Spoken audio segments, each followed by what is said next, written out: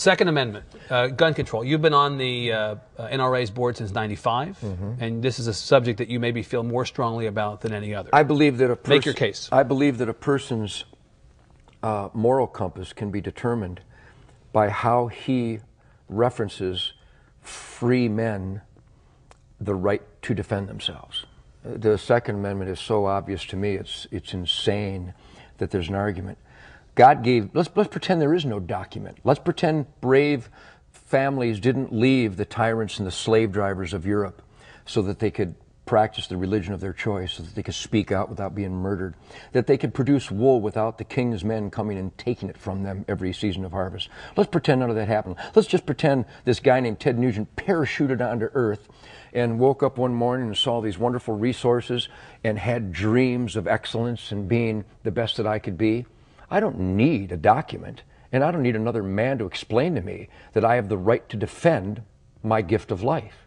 And that there is an argument in America from Hillary Clinton, from Barbara Boxer, Dianne Feinstein, from a whole gaggle of numbnuts who would try to tell me they will dictate where, how, and if I can defend myself.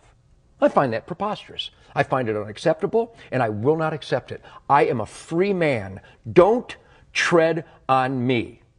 A good, law-abiding citizen, not convicted of a felon.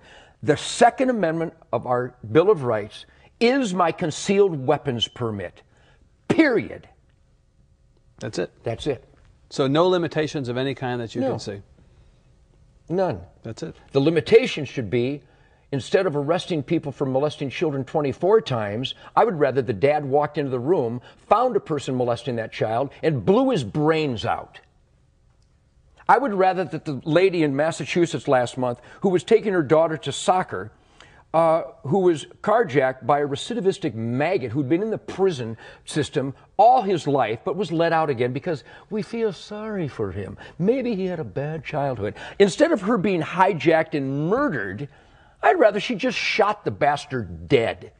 But in Massachusetts, somebody decided she can't do that, so she's dead. I would rather she was alive and the carjacker was dead. I'm weird.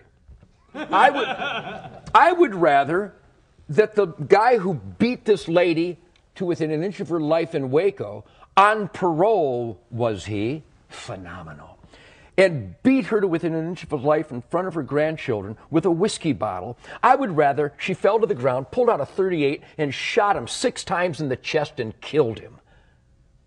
Am I weird? Because the guy is going to get out again. I don't like repeat offenders. I like dead offenders.